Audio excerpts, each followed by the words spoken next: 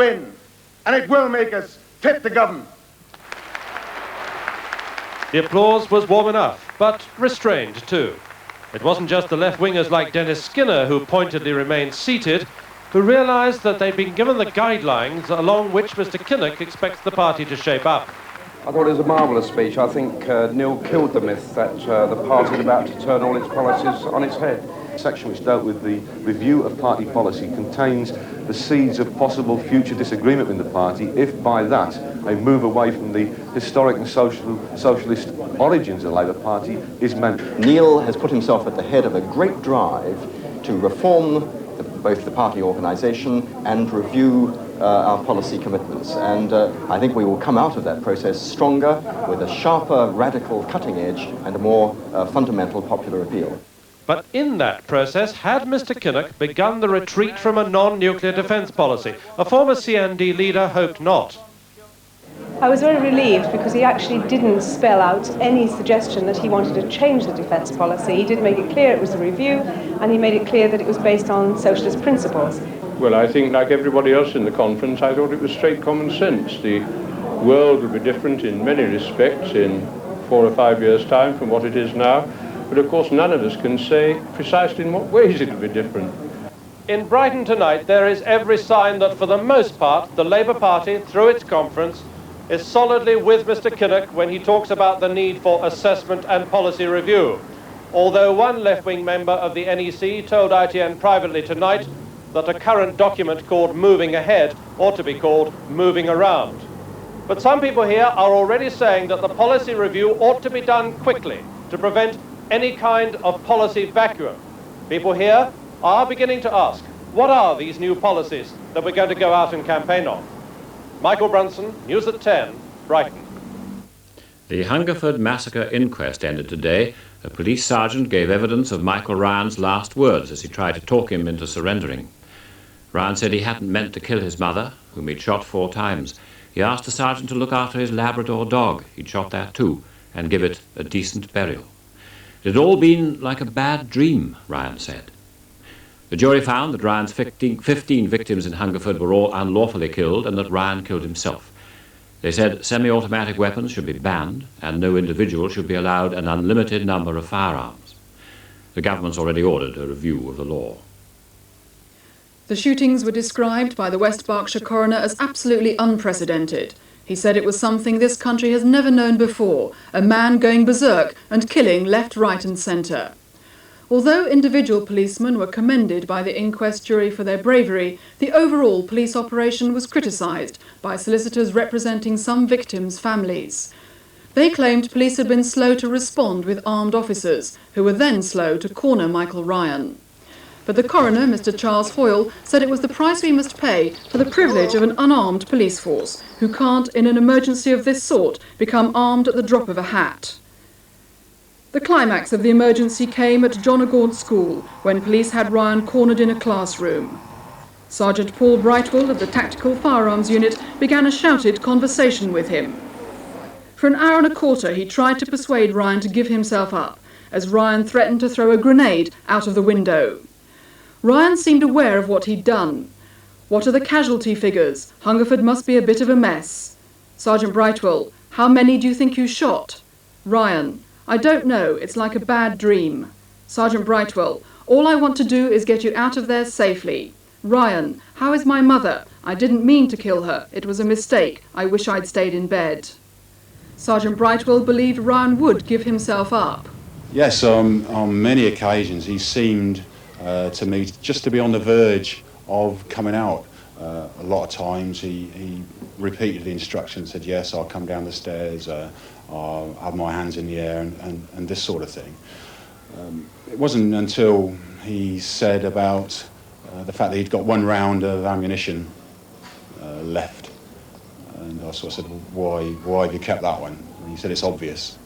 Ryan then said, it's funny, I killed all those people, but I haven't the guts to blow my own brains out. 5 minutes later, he pulled the trigger. Assistant Chief Constable Charles Pollard said before Ryan had reached the school, police had little idea of his whereabouts. 105 999 calls gave conflicting information. There just wasn't the manpower to cordon off the town. I've no doubt that the Chief Constable and the police authority would regard this as an incident which does show that you do need to have a realistic police establishment to deal with incidents like this. Police admitted that despite 3 weeks' work by 55 detectives, they were no nearer an answer to why Michael Ryan became a mass killer. After the jury had praised the emergency services for their bravery, the coroner commended the people of Hungerford for their courage and compassion. The Queen has issued an unprecedented warning to the leader of the coup in Fiji, Colonel Rabuka, after he said he would declare the islands a republic with himself as head of government. In a statement from Buckingham Palace, the Queen said anyone who seeks to remove the island's Governor-General from office would in effect be repudiating his allegiance and loyalty to the Crown. Tonight, the Palace said the Queen made the intervention because of the exceptional situation in Fiji, where there have been 2 coups in 5 months. 4 days after mounting his second coup, Colonel Sitiveni Rabuka emerged in public for the first time today to announce his dramatic plans for the future of Fiji. Ladies and gentlemen, the head of the government and the chief of the security forces, Colonel Rabuka. The introduction left no doubts about his position now. The 39-year-old Sandhurst-trained officer had declared himself head of a new interim government, a republic in the making. I have taken the only option left to me. That is to go ahead and steer our beloved nation towards perhaps becoming a republic.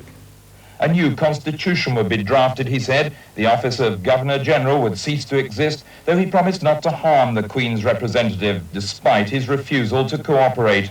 There is no need for him to leave. There will be his authority will not be recognized internally. This could mean the end of a century or more of British influence. On the question of severing links with the Queen and Commonwealth, the Colonel was sad but firm. I am worried about her reaction, Her Majesty's reaction, and I agree that we have always been very loyal to Her Majesty. And I also believe that the outcome of, or the result of our actions will not be based purely on Her Majesty's views. She will probably be under pressure from the machinery that is the Commonwealth. The Colonel's announcement can't be certain to calm this jittery country. Although Suva was getting back to normal today, there were still signs of the racial and ethnic tension that's enveloped the nation. Indian-owned shops partly boarded up against possible attacks from Fijian extremists, some closing down because traders slumped so badly since the first coup 4 months ago. Tonight, the Fijian flag, a symbol of British dominion, came down, perhaps soon to be replaced by the colours of a new republic. Jeremy Thompson, News at 10, Fiji. Here, the Home Secretary, Mr. Douglas Hurd, saw the IBA and the BBC today to discourage violence on television. They all agreed there was a problem. The IBA's chairman, Lord Thompson, and Director General, Mr. John Whitney, arrived at the Home Office for the talks, and the BBC's chairman, Mr. Duke Hussey, and Director General, Mr. Michael Checkland. The BBC said it was tightening up its vetting procedures. There'd now be 2 people to assess each programme. The IBA said it was increasing the number of people vetting programmes from 100 to 150, and it will reduce foreign material, including American material, at peak viewing times. The American Defense Secretary, Mr. Caspar Weinberger, told the Iranians today that there would be immediate retaliation against any more vessels found laying mines in the Gulf. Today, the United States Navy began its 10th convoy south from Kuwait.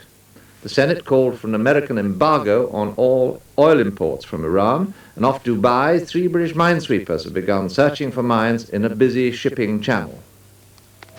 The British mine-hunting force has steamed into the southern Gulf for the first time. The Royal Navy's operations scaled up to combat the new mines threat.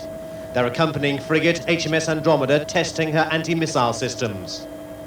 While aboard a sweeper, a display of enthusiasm from some of the crew. They were heading for the danger zone off the United Arab Emirates, suspected Iranian mines blocking the vital sea lane. American warships were alerted yesterday, the frigate flatly in the area, its helicopters dropping smoke floats to mark suspicious objects. But today, it's the British effort spearheading search operations off the Emirates. The minehunters wasting no time in starting the first sweeps. Local boats seemingly oblivious to the danger. Warship Andromeda warning all traffic to avoid the area. This is a British warship danger area are 0.7 minutes north, 10.8 minutes east. But had they found anything? Roger, ITN, this is a British warship. I regret on this occasion we are not able to divulge our operations. With tanker movements now restricted, the Iranians have, according to shipping executives, won a nuisance victory, a build-up of vessels developing around the hazard. Brent Sadler, News at 10 in the Gulf. The Australian publishers of Mr. Peter Wright's memoirs